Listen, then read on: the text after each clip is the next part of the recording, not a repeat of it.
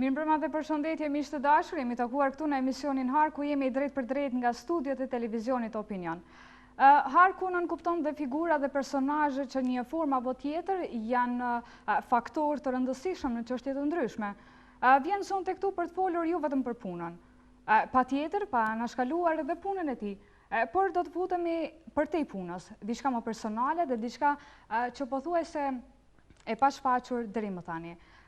Vjen në studio të televizionit Opinion zotri Kujtim Gashi, kryesuesi i Kuvendit Komunal në Prizren. Mirë se erdhe, zotri Kujtim. Mirëmbrëma, mirë se u gjej. Përshëndetje për ju dhe për gjithë teleshikuesit e televizionit tuaj. Faleminderit që pranuat ftesën që t'jeni mysafiri i Arkut sonte. Më është kënaqësi. Gjithashtu dhe kënaqësia ime. E thash dhe në fillim që duke qenë se ju jeni një figurë që zakonisht nëpër emisionet dhe në mediat në Prizren jeni parë duke diskutuar për punët në Kuvendin Komunal, ne do të ndajmë sonte emisionin në dy pjesë, pa anashkaluar punën. Do të fillojmë me 22 janar 2014, një datë kur jo vetëm zgjedheni kryesuesi i Kuvendit Komunal, një hap i madh dhe një përgjegjësi mjaft e madhe për ju, ose për secilin do që do të kishte mund të qenë në këtë vend. Do dahet më flisje pak për këto momente, se si ndikoi kjo për ju dhe çfarë do të thotë për ju. Po, sigurisht, fillimisht ju falenderoj edhe një herë për ftesën dhe gjithashtu më lejoni që t'i përshëndes gjithë teleshikuesit e televizionit Opinion, një medium që po bën një hënë të jashtëzakonshme duke informuar gjithë qytetarët edhe për emisionet tona të përditshme, por në njëjtën kohë edhe duke ndjekur çdo lëvizje dhe çdo zhvillim si në Kuvendin Komunal, ashtu edhe në jetën e përditshme dhe në jetën e qytetarëve të komunës tonë. Realisht, zgjedhja ime në krye të Kuvendit Prizrenit vjen si rrjedhoj e një pune që kam bërë për vite të tëra në komunën e Prizrenit, dhe në njëjtën kohë një angazhim im i maksimal i cili është dhënë në aktivitetet politike të cilat i kam zhvilluar brenda Partisë Demokratike të Kosovës Dega në Prizren, si dhe angazhimi tim disa vjeçar në Rinin Demokratike të Kosovës, por gjithashtu më herët edhe në organizata të ndryshme të shoqërisë civile dhe veçanërisht në mekanizmat e organizatave studentore në Universitetin e Prishtinës, përkatësisht në Fakultetin e Edukimit. Data për cilën ju e cekët është data kur është bërë zgjedhja ime si kryesues i Kuvendit Komunal, pasi që me zgjedhjet të cilat u mbajtën në fund të vitit 2013, unë isha kandidat i Partisë Demokratike për antar të Kuvendit të Komunës, dhe nga fushata 30 ditore të cilën e bëm së bashku me gjithë kolegët e Partisë Demokratike të Kosovës dhe një garë e cila u zhvillua mes disa subjekte në Prizren, arrita që t'jem në 40 nishën të cilën e zgjedhin qytetarët e komunës Prizrenit drejt për drejt me votat e tyre, do thotë për t'i përfaqësuar në Asamblenë Komunale të Prizrenit, dhe ai ishte momenti ndoshta momenti më i mirë i cili çdo politikan mund ta ndinë, sepse kur e merr besimin dhe përkrahjen e qytetarëve, mendoj se janë pas janë emocione, përgjithësi është një kënaqësi e veçantë, sepse gara e cila zhvillohet nëpërmjet mira kandidatëve tregon se sigurisht që puna e mirë, puna e madhe që kemi bërë, kemi arritë që të jemi pjesë e 41 antarëve të Kuvendit të cilët jemi zgjatur. Pastaj, pas shumë mbledhjeve të cilat ka organizuar Partia Demokratike si fituese e zgjedhjeve të fundit lokale në Prizren,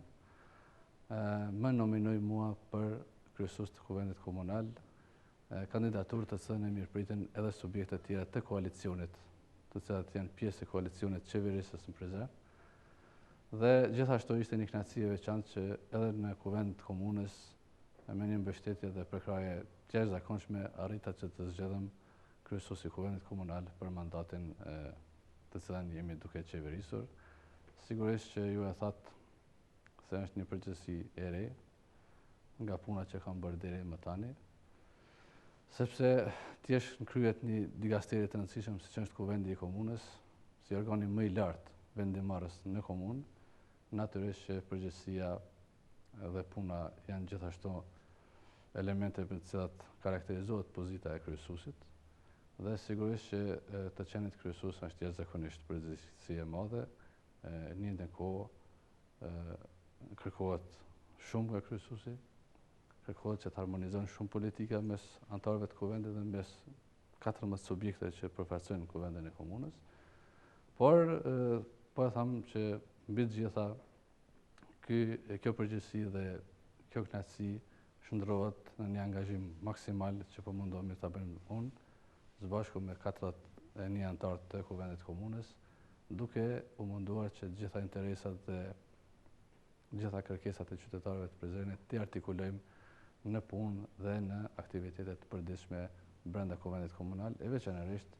në momente dhe kohë kur ne mbajmë seanca. Do thotë, parafrasisht, me këto gjëra është karakterizuar pozita e të qenit kryesues. Sigurisht që ishte diçka risi për mua, sepse për vitet e tëra isha shërbës civil brenda komunës Prizrenit dhe nuk isha në pozitën e vendimarrësit, por gjithsesi isha në një pozicion të ku i shërbeja edhe qytetarëve edhe drejtorisë ku unë punoja. Tani është një përgjegjësi krejtësisht tjetër, do të marrë iniciativa, do të t'jesh i pari,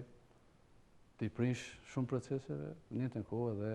të kesh përgjegjësi të mëdha në pozitën e të qenit kryesues i kuvendit. Temën e kam vendosur që t'jetë kujtim ngashje dhe kuvendi komunal. E thash dhe në fillim, jo vetëm punët që realizohen në kuvendin komunal, por personte është shumë e rëndësishme zotri kujtim ngashje në aspektin e punës, por edhe në aspektet të tjera. E tha dhe vetë që është një risi, diçka e re për ju dhe patjetër që përveç kënaqësisë dhe përgjegjësive të mëdha kërkon dhe shumë aftësi të menaxhimit. Ju keni arritur që të menaxhoni shumë mirë seancat dhe mbledhjet, apo mund të mbetet ende për të aftësuar në këtë aspekt? Po, me thënë drejtën, sigurisht që pozitat e reja kërkojnë edhe një përvojë, një kohë për të bërë përvojë, por unë edhe gjatë kohës sa kam qenë në drejtorinë e kulturës, rinjës dhe sportit, të gjitha seancat e kuvendit komunal i kam përcjell dhe kam qenë brenda sallës, gjithmonë më ka interesu puna dhe aktiviteti parlamentar, e kam dashur këtë punë dhe gjithmonë kam menduar se një ditë jem përfaqësues i qytetarëve të komunës Prizrenit. Sigurisht që viti 2014 ka qenë viti i parë i kësaj legjislature dhe është karakterizuar edhe me vështirësi të ndryshme, me vështirësi të natyrave udhëheqëse dhe me vështirësi të unifikimit të faktorit politik brenda kuvendit të komunës, gjë për cilën natyrisht do të gjithmonë iniciativa të merr kryesuesi i kuvendit. Duke pasur parasysh që ne kemi bërë shumë mbledhje gjatë vitit 2014 dhe jemi klasifikuar si kuvendi i cili kemi kryer më së shumti seanca për gjatë vitit. Mendoj dhe ky mund të jetë një indikator që megjithatë kemi arritur të menaxhojmë seancat e kuvendit të komunës, përkundër faktit që komuna e Prizrenit, kuvendi komunal i Prizrenit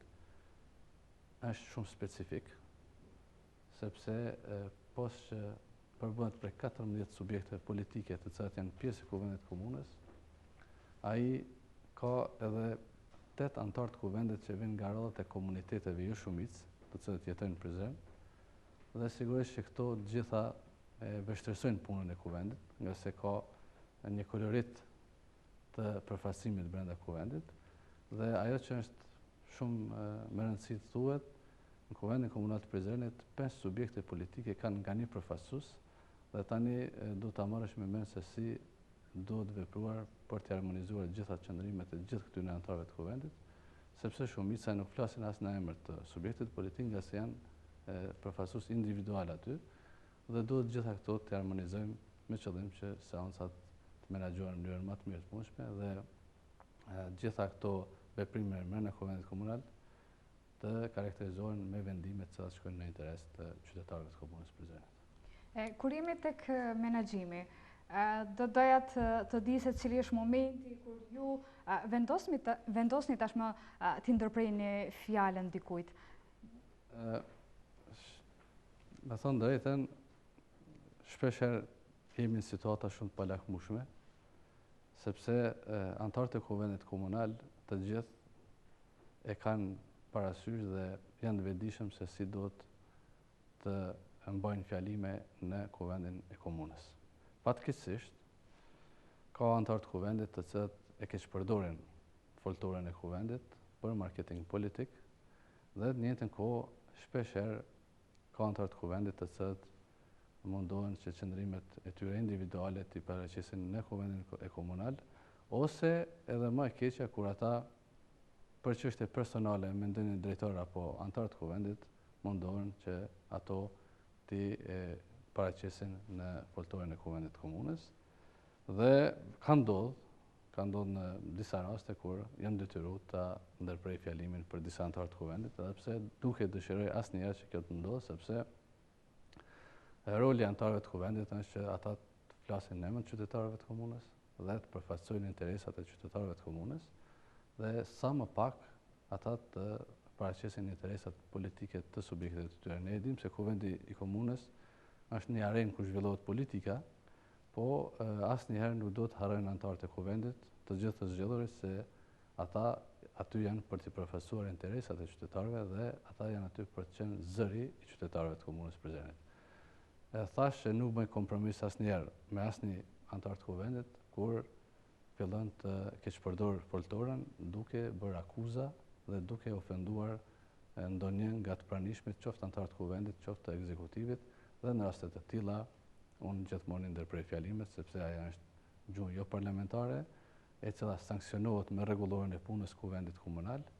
dhe për atë jam i detyruar që të veproj sepse në fund fundit kryesuesi i Kuvendit është për të menaxhuar seancat dhe për ta jetësuar rregullorën e Kuvendit Komunës, e cila ka saktuar mënyrat dhe format se si një anëtar i Kuvendit Komunës duhet të ketë fjalime. Nuk janë rastet të shpeshta, por kemi disa anëtar të Kuvendit të cilët mundohen ndoshta edhe për egot të tyre personale të ofendojnë anëtarët e Kuvendit apo edhe të kanë fjalime të cilat thash edhe më herët nuk janë as gjuhë parlamentare, as nuk janë madje fjalor i qytetarit Prizrenit, sepse ju e dini që qyteti i Prizrenit karakterizohet me një kulturë të veçantë. Për mënyrën e komunikimit apo kulturën e komunikimit, derisa ju jeni në këtë pozitë, por qoftë edhe një pozitë tjetër ku keni të bëni me komunikim dhe shumë njerëz në përditshmërinë tuaj, cili është mendimi juaj ose çfarë do të kishit mund të thonit ju më konkretisht sa i përket mënyrës së komunikimit apo kulturës së komunikimit? Sinqerisht po them si kryesues Kuvendit gjithmonë jam munduar që para seancave të Kuvendit Komunal t'i ftoj shefat e grupeve parlamentare të cilat i përfaqësojnë subjektet e tyre politike në Kuvendin e Komunës dhe gjithmonë jemi munduar të dakordohemi së bashku rreth agjendës Kuvendit Komunal dhe rreth hartimit të rendit të ditës. Edhe pse rendi i ditës është kompetencë ekskluzive e kryesuesit të Kuvendit, i cili e bën në konsultim me kryetarin e komunës, unë megjithatë këtë drejt asnjëherë nuk e kam shfrytzuar dhe jam munduar që rendi i ditës, propozimet për të shqyrtuar gjatë seancës të reflektojnë nga një unitet politik brenda anëtarëve të Kuvendit Komunal dhe gjithmonë i kam ftuar dhe kam kërkuar që nëse ata kanë ndonjë propozim apo nëse ata kanë ndonjë projekt i cili duhet shqyrtohet në seancën për cilën ne përgatitim ta ftojmë, gjithsesi të jetë pjesë e rendit ditës dhe të diskutohet dhe shpeshherë këto propozimet e tyre kanë qenë pjesë e agjendës së Kuvendit Komunës, por në njëjtën kohë unë gjithmonë edhe në mbledhjet e Komitetit për Politikë dhe Financa, organi i cili mblidhet para se të mbahet seanca dhe i cili shqyrton rendin e ditës së Kuvendit, gjithmonë propozimet të cilat kanë qenë me rend dhe me vend i kemi inkorporuar në rendin e ditës dhe gjithashtu mos harrojmë që edhe gjatë mbajtjes së seancës, në fillim kur ne diskutojmë për rendin e ditës, gjithmonë propozimet që kanë ardhur dhe kanë qenë të arsyeshme në momentet para se të fillohet seanca, gjithmonë i kemi inkorporuar në rendin e ditës dhe i kemi bërë pjesë të shqyrtimit në seancën e Kuvendit të Komunës. Këtë praktik kemi fillu pak a shumë ta ndryshojmë kohëve të fundit, për shkak se filluan anëtarët e Kuvendit propozojnë ka 6-7 pika në secilën seancë dhe seancat filluan të bëhen monotone dhe të stresgjaten, gjë për të cilën kemi vendosim një rregull dhe bashkë me shefat e grupeve të dakordohemi për rendin e ditës dhe nëse ka shumë pika, pse jo ne jemi të gatshëm me marrë seancën edhe 2 ditë, edhe me ftuar një seancë tjetër gjatë muajit, sepse në fund fundit ne jemi për të shqyrtuar gjitha ato të cilat mendojnë kuvendarët se janë një interes për qytetarët e komunës tonë. Ndërkaq të çështja e komunikimit shpesh herë, e thash më herët, kemi keq kuptime mes anëtarëve të kuvendit, por nuk është në masën për të shqetësuar, sepse në fund fundit megjithatë kemi arritur ta kemi një kuvend të menaxhueshëm edhe në kontekstin e komunikimit, por ka anëtarë të kuvendit që kanë idetë e tyre dhe kanë mendimet e tyre, kanë filozofinë e tyre politike dhe nuk dëshirojnë të komunikojnë me subjekte të tjera politike. Që janë të parësyeshme, një fjalor pak më i ashpër, i cili dominon në seancë? Ne kemi në kuvendin e komunës opozit, kemi pozit dhe kemi opozit ekstreme që e quajmë kështu. Dhe shpesher ato dalin jashtë rendit, por fatmirësisht është numër shumë i vogël, sepse kështu kanë vendosur qytetarët ta bëjnë përzgjedhjen e kuvendit, përzgjedhjen e përfaqësuesve në kuvend, dhe mendoj që ata që janë të parësyeshëm, qoftë në fjalime, qoftë komunikim mes anëtarëve të kuvendit, ne mendojmë se ata janë numër shumë i vogël dhe janë izoluar brenda kuvendit, gjë që nuk reflekton negativisht në punën e kuvendit, por reflekton negativisht në punën e tyre individuale si anëtarë të kuvendit të komunës, sepse ata do të duheshte që interesat e qytetarëve t'i kanë primare dhe jo të mundohen ta shtyjnë filozofinë e tyre politike, për të cilët qytetarët e komunës Prizrenit janë skeptik dhe nuk e pranojnë një gjuhë të tyre të komunikimit brenda kuvendit komunal të Prizrenit. Kurimi tek projektet dhe planet të miratuara,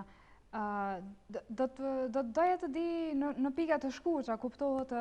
sukseset apo planet apo projektet të cilat janë realizuar dhe ato që nuk kishin mundësi të realizohen gjatë vitit kaluar dhe këtë pjesë të 2015-ës, pasi janë në pyetje vetëm 5 muaj. Ne kemi mbajtur gjithsej vitin 2014 12 seanca të rregullta dhe 2 seanca solemne, përkundër faktit që kemi filluar nga shkurti me mbajtjen e seancave, sepse deri në janar ka shku koha e zgjedhjes së organeve komunale dhe nga shkurti kemi filluar mbajtjen e seancave dhe gjithashtu kemi pas një seancë të jashtëzakonshme, të thirrur nga opozita. Duke u nisur nga këto mbajtje të seancave dhe nga ky numër i seancave, në raportin e Ministrisë së Pushtetit Lokal, Ministria e Pushtetit Lokal i monitoron komunat dhe kuvendet komunale në punën e tyre, ka rezultuar që kuvendi komunal i Prizrenit ka qenë një ndër kuvendet që ka mbajtur më së shumti seanca dhe që gjatë këtyre seancave kanë nxjerrë vendime cilësore, të cilat kanë quajtur ata, që nënkupton vendime të cilat kanë shkuar në interes të zhvillimit të qytetit, në interes të përfaqësimit të interesave të qytetarëve dhe në një interes të zhvillimit ekonomik dhe kulturor. Do të thotë kemi pas rreth 60 vendime të cilat i kemi nxjerrë vitin e kaluar,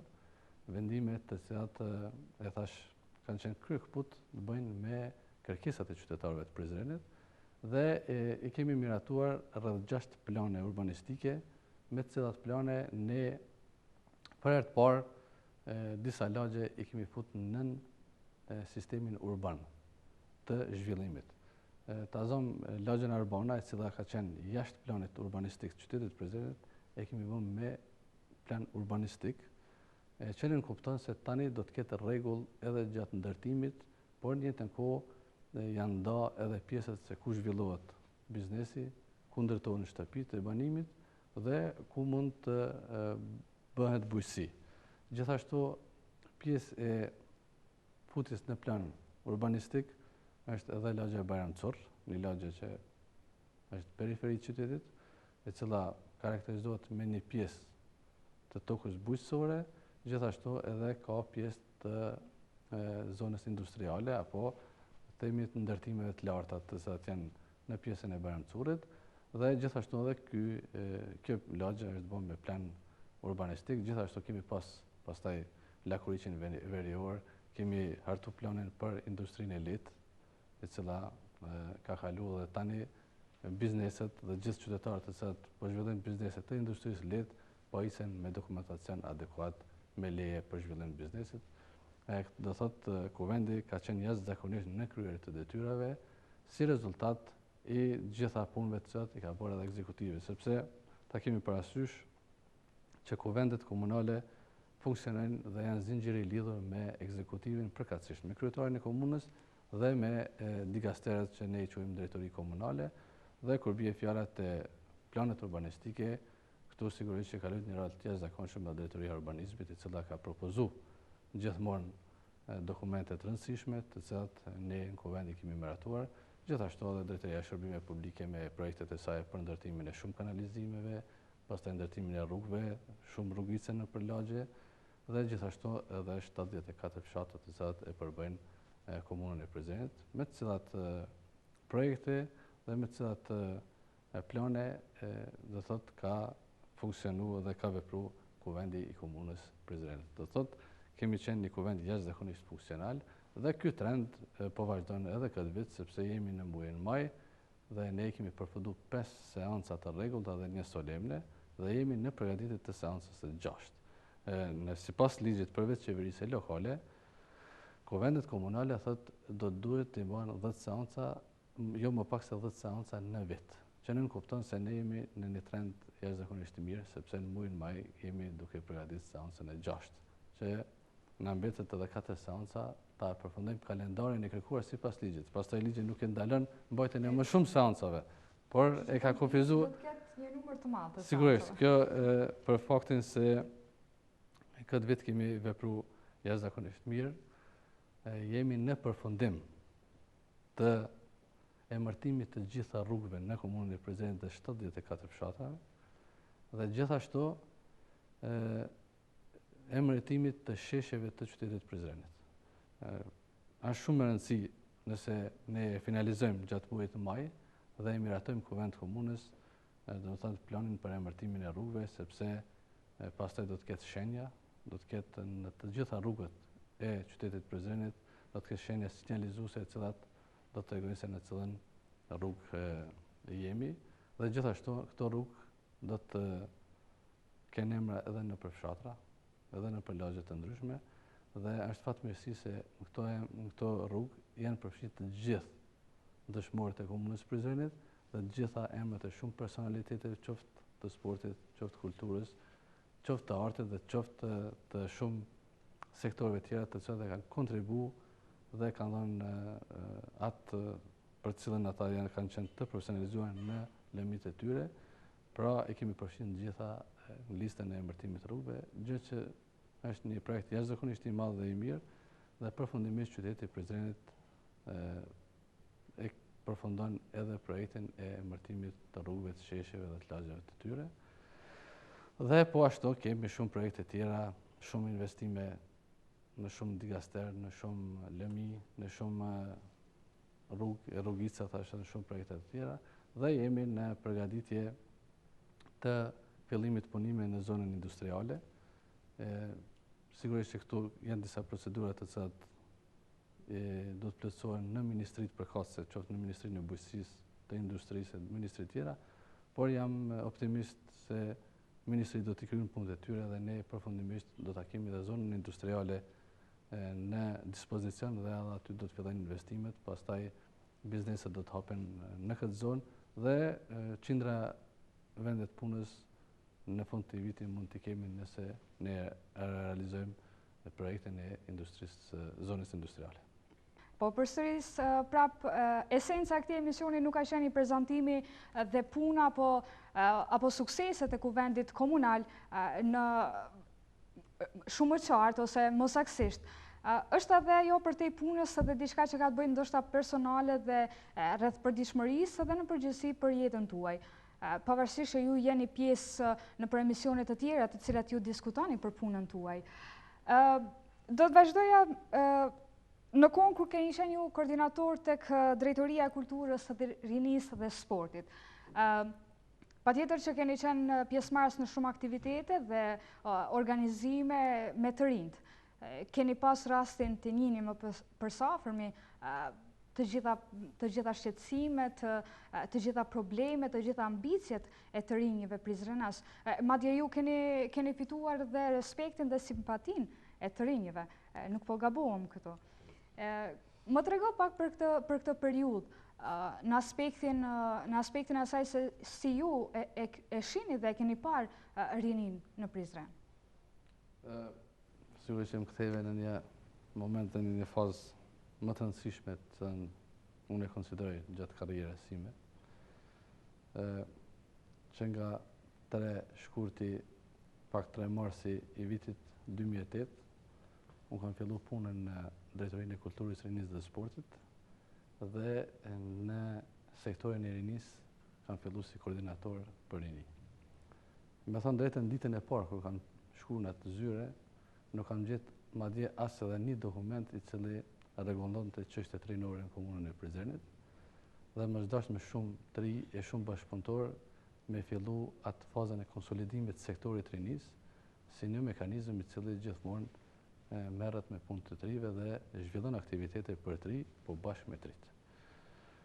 Pas një koordinimi të mirë me disa organizata të cilat kanë qenë shumë të pakta në vitin 2008, organizata të mirë filltarinore,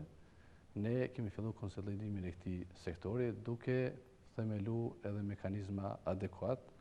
siç bie fjala Këshillin e Veprimit Rinor Lokal, i cili tashmë është një mekanizëm mjaft aktiv në qytetin e Prizrenit dhe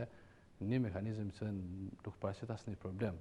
sa i përket fazës së funksionimit, sepse tashmë ajo është një institucion vete. Pastaj kemi themeluar qendrën rinore në Prizren dhe në vitin 2011 kemi arritë që në Kuvendin e Komunës së Prizrenit t'i propozojmë dokumentin e politikave rinore ose ndryshe që quhej Plani i Veprimit për Rini, një dokument i cili pastaj është marrë model nga të gjitha komunat e Republikës së Kosovës, si dokumenti i parë rinor në Republikën e Kosovës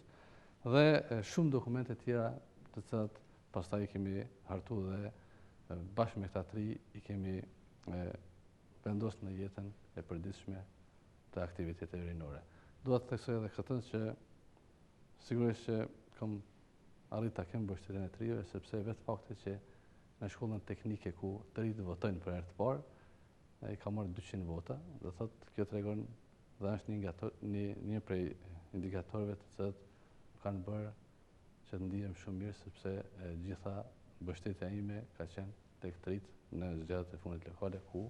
si rezultati aty në zgjedhje unë erdha në krye të Kuvendit Komunal të Prizrenit. Ka shumë një strategji politike përdorur me shumë aftësi nga ju apo sigurisht një strategji personale që absolutisht njerëzit sepse unë kanë respekt për atë që jeni ju. Sepse nuk e kam pas asnjëherë ambicje që të kandidohem tani, për ma vonë po, dhe kur nuk kam menduar që të rinjt të shfrytëzoj për këtë çështje, megjithatë më kam arrit sigurisht për shkak të punës dhe afërsisë që kam pas me të rinjt ta kem edhe mbështetjen e tyre. Eksaktësisht. Zotri Kujtim, krimi tek familja. Ju jeni një tip që zakonisht gjërat personale ose jetën tuaj personale e mbani larg të tjerëve. Gjithsesi, unë mendova që sonte do t'u sfidoj me këtë emision dhe me këtë bashkëbisedim. Doja të di raportet tuaja me familjen. Si qëndron, sa kohë ke që t'i kushtosh familjes, duke filluar nga familja e ngushtë deri tek ajo më e gjerë? Faleminderit. Tu më ke bon problem me familjen, sepse unë zakonisht shkoj vonë në shtëpi, edhe shpeshherë mankohen se po vonohesh, por sigurisht që puna që ne bëjmë është punë jashtëzakonisht e vështirë dhe po thoj se gjithë njerëzit që mbjerën në politikë kanë probleme me orarin, sepse politika kërkon shumë angazhim dhe nuk ka asnjëherë orar. Ajo bëhet ditën, para dite, pas dite, mbrëmje dhe gjithmonë, sepse aktivitetet janë të tilla. Megjithatë, për mua gjithmonë familja është e shenjtë dhe do të mbetet e shenjtë. Unë gjithë karrierën time të cilën kam zhvilluar e kam pas mbështetjen kryekëput nga familja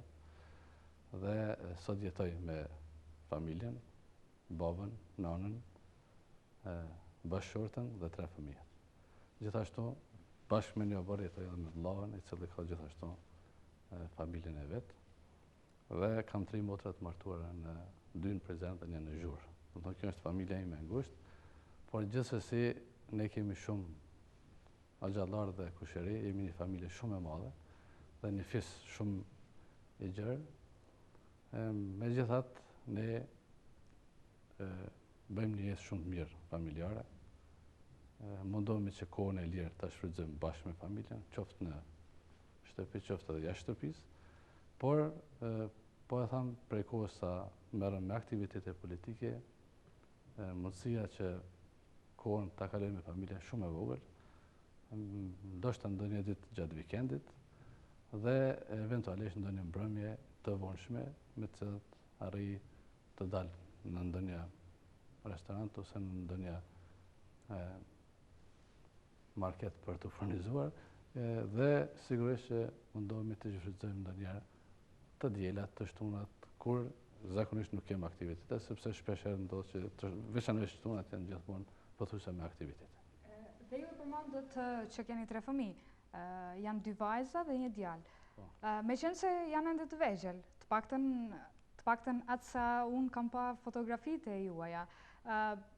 të keq një raport mes prindit dhe fëmijëve, patjetër që është i padiskutueshëm. Gjithsesi do doja të më shpjegoje pak të ndjesinë e babait, i cili gjen shumë pak kohë për të kushtuar fëmijëve, pasi është shumë i zënë. Po sigurisht unë kam 1 djalë dhe 2 vajza, ashtu siç e thatë edhe ju. Dhe djali im ideale tani është klasën e parë. Dhe shpeshherë ja dhe fotografia të cilën ne e kemi zgjedhur që të shohim. Kjo është një fotografi ku zakonisht unë i përcjelli lojrat e klubit futbollistik Liria dhe mundohem në atë kohën e lirë sa e vizitoj, domethënë e kam marrë edhe djalin me veti, i cili zakonisht më bën presion pas ditë edhe më thirr në telefon a jetë orën në shtëpi apo pse je vonu. Sigurisht edhe gruaja e përdori djalin për të shkuar në shtëpi më herët, po si arsyetim, por gjithsesi mundohem që t'i përkushtohem familjes maksimalisht, sepse është një ndjenjë e veçantë të jesh baba, gjithashtu edhe të jesh bashkëshort, por sigurisht që angazhimet kërkojnë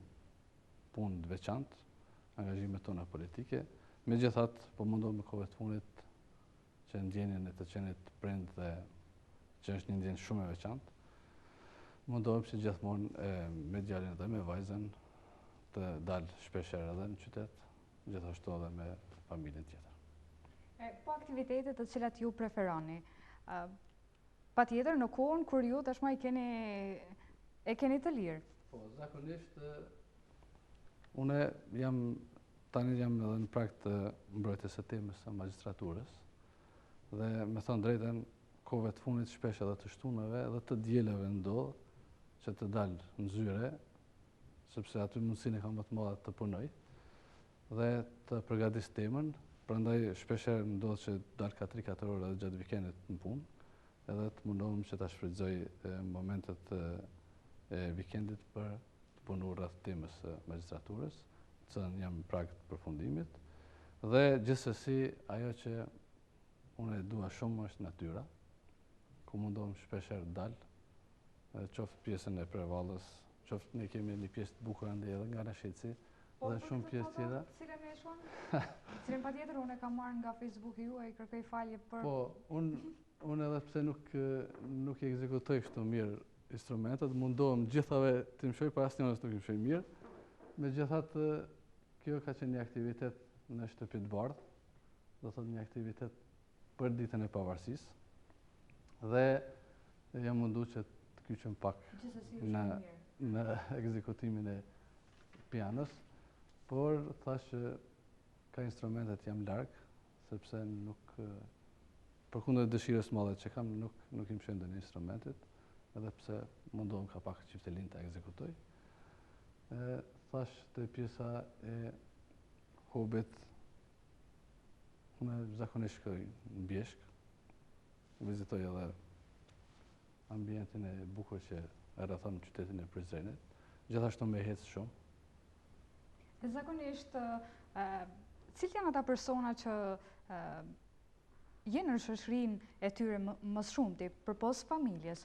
janë miqt? Sigurisht unë në ambient bukur, domethënë në Bjeshk dhe shpesh me dalë me hecë, dalë me miqt, me shok, me kolegë të punës, me kolegë të partisë, gjithmonë mundohemi sepse gjatë orarit të punës është e pamundur që t'i takojmë dhe mundohemi gjithmonë gjatë këtyre momenteve të lira t'i takojmë shpesh edhe shokët dhe kolegët tonë dhe me ta të dalim. Gjithashtu, thash unë jam një përcjellës i rregullt i lojrave, qoftë futboll, qoftë basketboll, dhe gjithashtu gjatë vizitave që bëjnë klubit bashkimi, kur ata zhvillojnë ndeshje, shkoj ose me kolegë, me shokë të punës të partisë, ose edhe me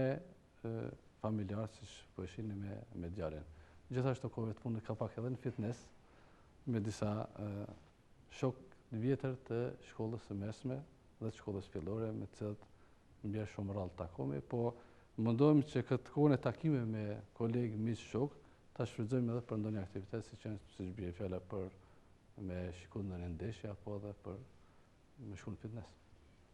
E tash dhe në fillim faktorët ose njerëzit të cilët janë faktor kyç ose të rëndësishëm në çështje të ndryshme, patjetër është në interesin e tyre që të tjerët dhe njerëzit të përafrohen me të dinë sa më shumë rreth tij. Përveç këtyre, unë kam dhe një blic pyetje, cilat do doja të më përgjigje shumë shkurt, sepse edhe koha është limituar, të cilat do të bëjnë që të tjerët të ju njohin më shumë përveç kësaj figurës tuaj si kryesues i kuvendit komunal, që është në interesin e të gjithëve. Ne folëm për një ditë të zakonshme për juajën, për familjen, raporti me kolegët. Ja, zakonisht i mirë. Cila është shprehia më e keqe juaja? Unë ndoshta shpesh herë në momentet zakonshme mbi vonë me fjetë, që e konsideroj se është një shprehje ime e keqe, që normal në rrethonat normale të cilat na rrethon si është puna e pastaj edhe aktiviteti jonë politik, do duhet të kemi një orar gjumit, por unë di nga njerë të jem shumë i vonshëm. Dhe konsideroj që është një shprehje e imja e zakonshme që e bëj. Po për një shprehje tjetër të cilën unë kam dëgjuar që është përdorja e shumë të telefonit nga ana juaj, mendoni që është një shprehje tjetër? Po, tani telefoni, me thënë drejtën, është bën një element për të cilën jo vetëm unë ja vrejt e vetes, po edhe shumë kolegëve. Po, jo, është shumë e vërtet, është fatkeqësi që tashmë telefonin po e përdorim edhe deri në orët e vonë të natës. Unë kryesisht e përdorje për të informuar, për të lexuar në telefon, sepse tashmë mundësia e përdorimit të internetit e gjitha këtyre dhe komunikimi me miq dhe me shok, por që është një gjest jo i mirë, sepse gjithmonë nuk rrihet telefoni dhe unë e përdor jashtëzakonisht shumë. Prandaj që ka e vërtetë ajo që kam dëgjuar. Zotri Kujtim, sa jeni tip që lexoni dhe cilin shkrimtar preferoni ju? Unë padyshim e preferoj Ismail Kadarin. Kam lexuar për shkrimet e tij dhe botimet e tij të jashtëzakonshme që ka dhe që me shkrimet e tij jo vetëm burrët popullit shqiptar, po edhe mendoj edhe Evropa, sepse është një shkrimtar për te kufive të vendeve tona shqiptare dhe botimet e tij të shumta tashmë kanë pushtuar edhe bibliotekat më të njohura botërore dhe pas një dyshim e vend në kategorinë e shkrimtarëve më të preferuara të timin, po edhe të shumë njerëzve që kam dëgjuar. Dhe së fundi po e lexoj një libër i cili titullohet 1 minutë menaxher, që është një shkrimtar të huaj, por ata po e lexoj për shkak të punës që kam. Gjë që ju duhet, patjetër. Patjetër, edhe sigurisht jam duke u marrë tash me punimin e diplomës, gjë që pak leximin e kam lënë. Po lloji muzikës që ju pëlqeni? Gjitha zhanrat. Gjitha. të gjitha zhanret. Cila është vetia që pëlqeni të tjerët? Qoftë ai raport miqësor, qoftë ai koleg, cilët do raporte njerëzore, cila është vetia që ju pëlqeni tek të tjerët? Po, sigurisht unë... Ose e vlerësoni? Po, sigurisht që i vlerësoj njerëz të cilat janë sinqert, besnik, veçanërisht besnik, të cilët nuk bëjnë lajka dhe nuk bëjnë lojra prapa shpine, do thotë sinqeritetin dhe besnikërinë janë dy elementet të cilat i vlerësoj tek njerëzit. Çka do të ishit tjetër nëse sot nuk do të ishit këtu? Në pozitën ku jam po mendoj. Ndoshta mund të kem qenë ndonjë sportist. Vendor këtu, kosovar. Këto ishin në pika të shkurtra, blis pyetje të cilat në një formë apo tjetër i bëjnë që tjerë të njoftohen sa më shumë me personalitetin e zotrit Kujtim Gashi. Unë ju falenderoj për gjithë ato që ndatë sonte për shikuesit e televizionit Opinion. Besoj që do të kemi dhe herave të tjera në kontestet të ndryshme të emisioneve që do të realizohen në televizionin Opinion. Absolutisht, sinqerisht ishte një kënaqësi e veçantë që jam pjesë e një emisionit të veçantë dhe ju inkurajoj që të vazhdoni edhe më tutje me këtë emision dhe të keni figura të ndryshme qoftë nga jeta politike, nga artet dhe kultura. Dhe sigurisht që po pëlqen kjo pjesa e dytë e emisionit, sepse ne çështjen e punës e kemi bërë rutinë dhe gjithmonë në për emisione